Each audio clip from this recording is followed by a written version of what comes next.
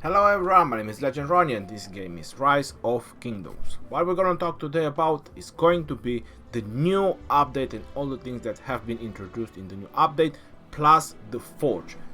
Let's get into it.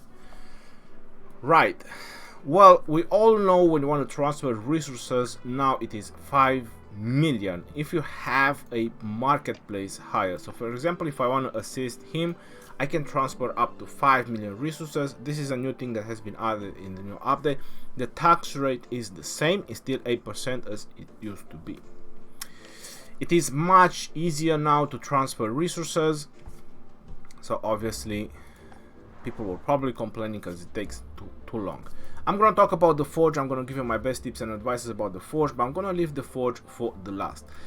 Another new commander has been revealed, and you probably all have seen her, which her name is Seondok, or I hope I'm pronouncing her name correct. Sion. Let's just say Sion. Or Sion, whatever. Integration, gathering, and attack. My best guess is that this commander is going to replace Cleopatra. She has been for over a year in that event, the resource gathering event, or when you kill barbarians, strategic reserve event. It has been more than a year since Cleopatra has been in that event, so I suppose they just want to replace her. Right, the first skill has quite a significant damage factor once you manage to max it out, plus rage, reducing the target's rage by 100. That is a very nice skill. This is where it comes a little bit her downfall, because she's a gathering commander, so obviously she needs to have something related to gathering. Bonus gathering speed gold. Well, this is quite an advantage if you want to farm gold or if you're having problems with gold. Other resources 20%, so she's going to be a gold gatherer. I have my gold digger Sarka, she is a gold gatherer. Okay, don't mix them up. Increase defense and health of siege units by 10% while gathering at resource points on the map. We already have Cleopatra, which we have her over here. Increase attack and defense by 50% when gathering. This is gonna stack up, so that means that your siege units will have 50% attack and a total of 80% defense plus 30% health bonus. So for example, if you have a 310,000 siege gathering on a resource point with these two commander, you're gonna be pretty tanky. I mean, if someone wants to just kill your farms, I would say that he can probably fail by doing that. Not to mention that the gathering talents also give you quite a lot of bonuses to siege, even though siege are pretty much countered by anyone. We all know this, but at some point, if you actually stack up the stats so much, they can actually mean something. But again, this can only apply while you're gathering resources, so this is, you know, next to 1% chance that you're gonna have a high utility of these two commanders when they are maxed out. Maybe one time one player will try to smash you and you get a few kills and you'll be very happy, but that's gonna be very rare. On top of that, I like her force skill. When the army led by this commander contains only siege units or normal attacks, have a 10% chance to deal extra damage. Now, you'll probably say that siege have a comeback, siege have a utility. No, they do not. The reason why is the third skill from her and the fourth skill from Cleopatra, which only work when gathering resources on the points, when gathering resources on the map. Yeah, so because of that, siege don't have a utility. But again, when you gather resources, they do have a utility if you have these two commanders maxed out. On top of that, increase load of siege. That means that when you try to plunder, if you ever expertise this commander, or when you finish gathering, for example, when you gather at the Alliance Resource Center, that can count as well. Another 10%. So let's say you manage to get 3 million food or 1 million gold, then it adds another 10%, which is pretty significant. On top of what you can get from the talents, because you can get another 6% from gathering talents. She has attack and integration, but I personally see her as a gatherer. Another legendary gatherer, she's definitely, hopefully she's gonna be free to play, like Cleopatra. My Cleo is 555, and I have enough for another skill, so 5552. She's getting there to be maxed out. Right, enough about her. Let's move with the update. The Lost Kingdom rewards. They have finally been revealed. Let me go back in the city. So the final prize on the individual rewards on the honor roll in the Lost Kingdom for the season 2 is this particular design. Now I would say that it looks pretty nice. They kinda done it on the same theme, or on the same level as the Osiris ones, or how would you want to call it. They kinda all look alike, you know, with pharaohs and, you know, gold cities and very tall statues and monuments and whatever it has around it. It's kind of the same way, but I would say that troops defense 3% and healing speed 3%. I'm not so hyped about that, I'll be honest. I'm not very hyped about that. First of all, you get a rune on the map that gives you 15% healing speed. Now this design gives you 3% healing speed. There's nothing so crazy. You're probably gonna say, well, yeah, but you, in the same time, you can get 15% training rune, and this design grants you only 3% training speed. Yes, you're probably right, but I will say that 3% healing speed for a design to actually use it is way too low. I mean, if you have a full hospital of T5, it's probably about 15 days of speed ups. You already have 50% from the VIP, you have 20% from the research, you have 20% from the shrine. I don't know from where else you can get more healing speed. But anyway, it's pretty high. Point being, another 3% will be very less significant. Then on top of that, this is going to be the type of design that you have to swap all the time, because you're nerfing your cavalry unless you're interested to get this design for infantry or maybe archers, but archers don't really need defense. So this will be more like an infantry design from my point of view. But if we look at the other designs, we can have infantry designs as well. We have this one, infantry attack, infantry health. So we do have other infantry, archers. Look at that, infantry attack. So yeah, I say that this is nowhere near a legendary design. I'm not sure why they classified it as a legendary, but yeah, it's all troops. That is true, that it's all troops defense by 3%, and you have 4 type of troops.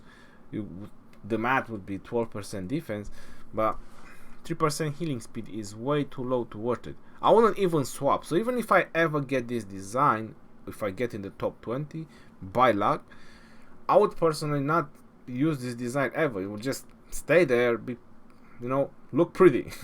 That's it. I would not bother to swap the design for 3% healing. That's just my thought. Right. This one is the MVP design. If they ever add something with skill damage, that's gonna be it. That's gonna be the thing. On the items, they have introduced an equip.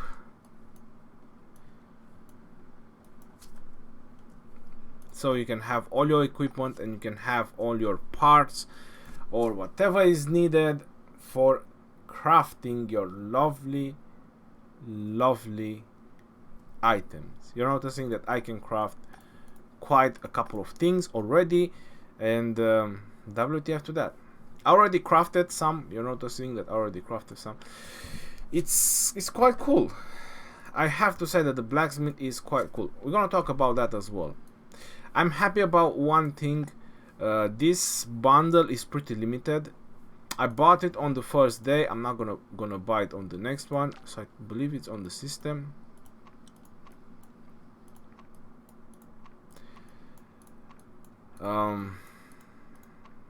Somewhere, yeah, this is the one. So this is what you get. This is how far it goes. It goes to the $20 limit, and then it's gonna stop. I am not so hyped about the things that you get. So the only reason you would want to buy this is for the materials, but I'm not sure if it's actually worth it to buy daily. Personally, I won't. And this is the 10 one, and this is the 5 one. It gives way too low amount of speed ups. If they would have upped the speed ups a little bit, then we'll probably be a little bit inclined or buying it, but just for materials, I don't find it so crazy. I'm gonna get there as well why I don't find it so crazy, and I'm gonna explain it. Okay, what else has been introduced in the update? Honor roll, Crusader achievements. Yeah, I already showed you guys on the individual honor roll. The Persian Dream. No, this is the Alliance. And on the Crusader achievement, on the Alliance Crusader achievement, they have revealed the name of the commander which you can get in the Lost Kingdom, but that's about it.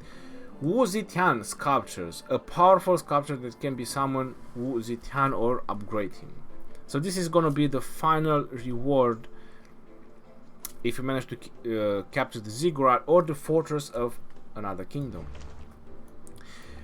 Well, let's just go talk about the forge. If there is anything that I missed that happened in the new update, just let me know. The scout report, if you guys didn't know, when you get scouted, come on, when you get scouted, you can also view the player that actually scouted you. I mean, it's supposed to work. Yeah, it's supposed to work. So you can view them, which alliance, you can check which alliance, and all the information of the player that scouted you. So you can actually find out who scouted you. It is a new thing. It's interesting. Looks fun. Now let's go talk about the blacksmith. So obviously you have the crafting part and you have the production part. Now on the production part, my advice would be to always queue up and produce materials for the items that you want to craft. So you can always go on the item that you want to craft. You can check the material requirements. For example, you need 40 feathers. So if you want to focus on feathers, then you start building just feathers if you want to craft this sword. But my advice would be, and a priority, if you want to call it like that, is focus on blueprints. You need blueprints. If you don't have blueprints, then there's no way to craft, even if you have materials. So always make sure and always chase the blueprints. One way we know so far you can get blueprints, it's actually two, I apologize, is summoning Lohar. So apparently summoning Lohar, you do get some blueprints. They're not high quality, they are a little bit lower quality, is like green and blue, nothing that crazy about it. And the second one is the Sunset Canyon. So you have to use your attacks in the Sunset Canyon because you get this treasure of the warrior. So I'm just gonna max them out. I'm gonna use them all 7, and there you go. So I got blueprints for Grace of the Exile and Staff of the Lost blueprint. Plus I got a feather and some other materials. So definitely this is the way you can craft some higher level equipment.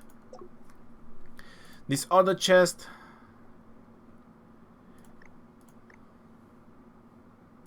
they grant you random materials, so you can always just use them.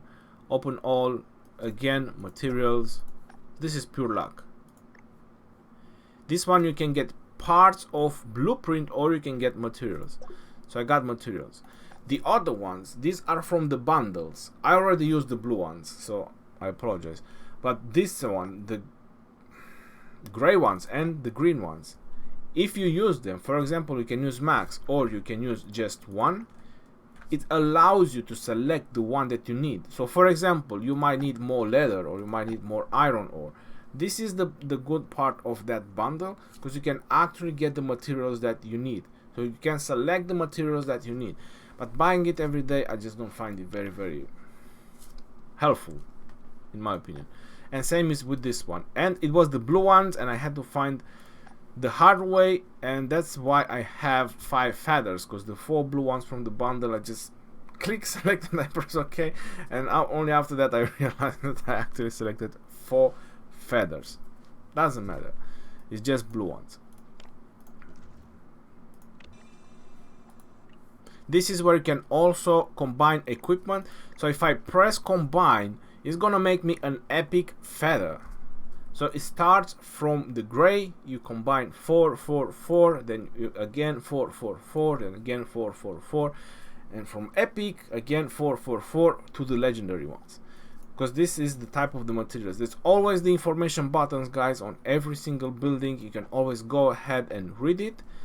So you can combine here materials and blueprints as well. So you notice that I have 5 out of 30 for that blue stuff, and I can combine for some swords. I'm just gonna go ahead and combine, and I'm just gonna go ahead and combine again. I can also combine for some helmets, why not, and for some armors, why not. Oh, look at that, pair of gloves, pair of trousers, a pair of boots. These are from Lohar, and I believe these one are the same from Lohar. I'm not so hyped about the Lohar ones. Materials, and now let's go to the forge. You're noticing how many materials you need for an epic one. Now let's see what there is a legendary one. Now imagine how many materials you need for a legendary ones. This is completely crazy, but I can give you guys some tips and advices about this. You're noticing that this one gives you Unbreakable Shadow Legion, so it already tells you from where you can get the blueprints from. For this particular item is definitely going to be from the Shadow Legion event. Equipment attributes, Cavalry, Infantry and Archers. We all use specialized commanders which have a specialty.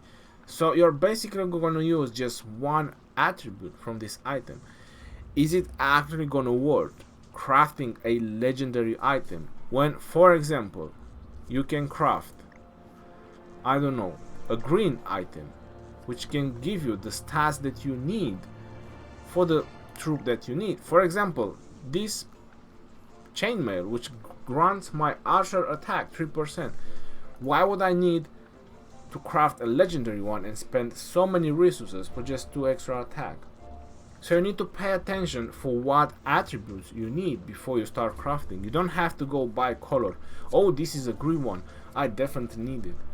But Cavalry health and infantry defense, hold on, I need for archers.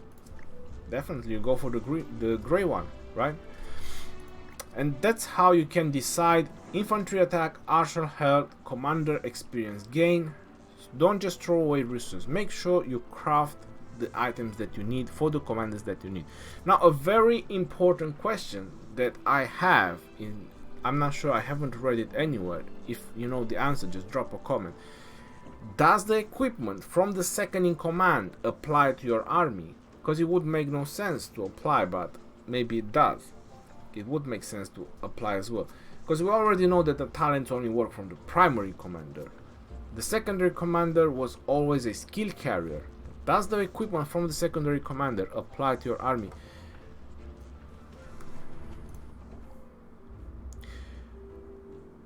I think I know how we can try that one out.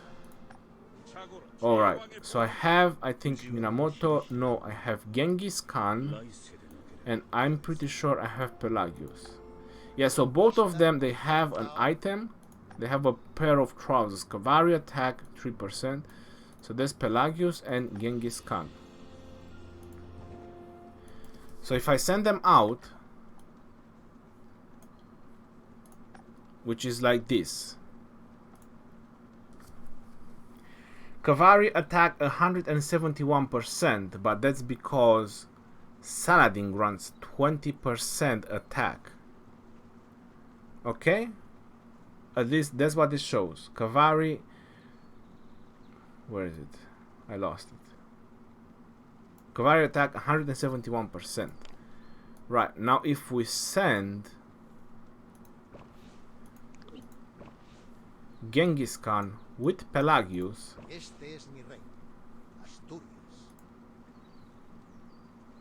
cavalry attack 166%, and that's because Pelagius only grants 15% cavalry attack while Saladin grants 20% cavalry attack. I'm not 100% that this is actually accurate. I think the best way would be to just check the battle log to use with and without. That's the only way we can see if they count, because on the battle log you can check the troops buff, and that's where you actually see all the attack from the talents and everything. I think this is without the talents, probably without the equipment. So yeah, at least like this it doesn't show, so the 3% they didn't apply on this one, on this test. The next test would be to check the battle log to use, I don't know, barbarians, it doesn't matter against who, with and without. Okay, cavalry defense, infantry defense, archer defense. For example, if you want to craft this staff, I would probably do it for infantry, personally. I would do it for infantry. 5% infantry defense, this is quite awesome. Cavalry health, cavalry defense. So if you want to build this one for cavalry, you're already noticing that you're spending a lot of resources when this green one grants you 5% cavalry defense. So it's very, very easy how you can actually tell and which blueprint you need to chase or you want to work on, or the materials that you want to craft. Cavalry health as well, so this is quite an awesome one for cavalry. It doesn't grant attack, but personally 5% defense and 4% health, that's pretty significant. Cavalry defense, infantry health, archer health, these are so generic ones.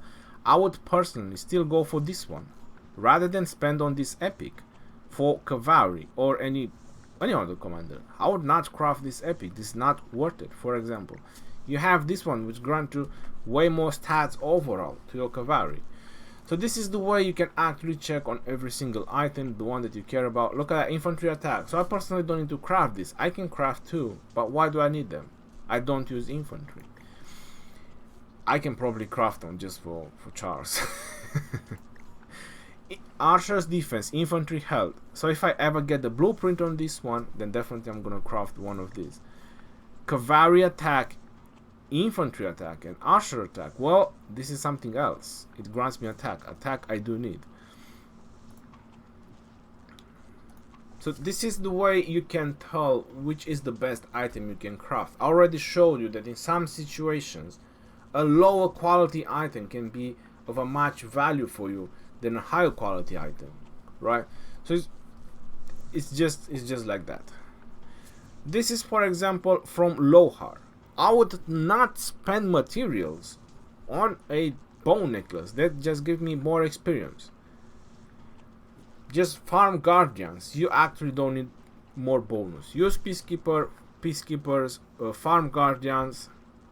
If you actually want more experience, just be with Spain, and you get 10% from there. You actually don't need to spend this amount of resources to farm that bone necklace. For what? Commander experience? Let's be serious. Damage to barbarians, savage totem. That's just don't. Cavalry attack, cavalry health. Well, this is quite a significant set. Vanguard blueprint. I hope you would have tell you from where you can actually get it. Each blueprint corresponds with a specific piece of equipment it can be used to forge. I really wish I would knew from where you can get these ones, because that's a very nice set that I would actually put on every cavalry commander that I have. So this is basically sets. This cavalry health, infantry health, and march speed. So you can use this one for cavalry or infantry. Yes, cavalry or infantry, and you get march speed as well. That's quite an awesome set, even for cavs or infantry. So they have set bonuses as well. Again, probably and most likely a lot more items will be introduced in the future. So I would not advise you to just go ahead and throw in your resources, the order materials that you acquire. Let them stock up. There's no problem. Let them stock up and just build the proper equipment when you need it. So just save it up. Archer's attack commander experience. This is just awesome. This is probably another item I'm probably gonna look for to try to build it. It does grant commander experience gain, but still, Archer's attack 8%. That's just too dope not to have for archers. Cavalry attack, cavalry held. Very awesome item again, and you need 10, 10, and 40, so it's nothing that crazy. So I do know something about feathers. That's why I got so many. Infantry defense archers. You're noticing that these are so generic, so I would not spend resources on this. These items that grant you for a specific troops, or the majority of the bonuses, the attributes are focused on a specific troops. That's the one I would actually craft, or I would actually look for. Cavalry attack, infantry health, epic. That's a lot of resources. What? I'm not using mix of troops. Nobody does. Cavalry archer damage to barbarians. Infantry archers commander experience gain. Nope. Look at that. Cavalry attack, cavalry health. Thumbs up. Infantry attack archers. Nope. Cavalry attack. Yeah. It's great item, but it's really good. For my calves, that's awesome. Why would I craft, for example, this one?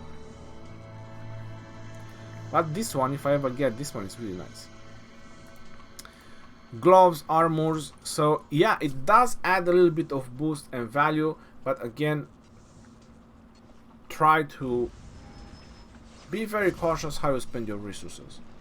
Just stock them up for now. More video will be released in the future. Don't worry about it. There's gonna be plenty of videos about it.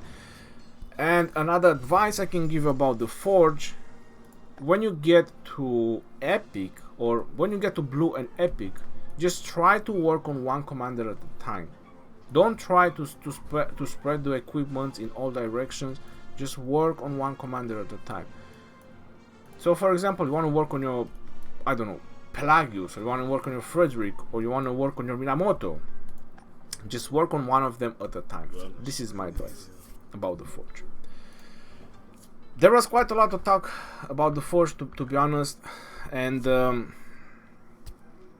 is a lot into it. This is like the new thing. It does add stats and it does add value on the battlefield, but the bigger value is in the rally.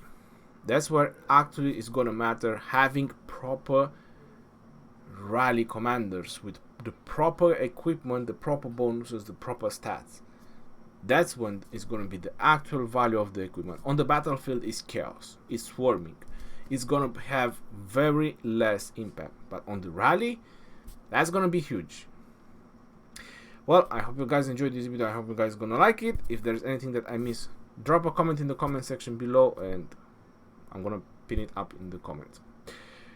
Right, yo, we are still in the war. The madness is real. I need to get back at it. This is your boy Legend Ronnie signing off. Peace out, yo, and take care.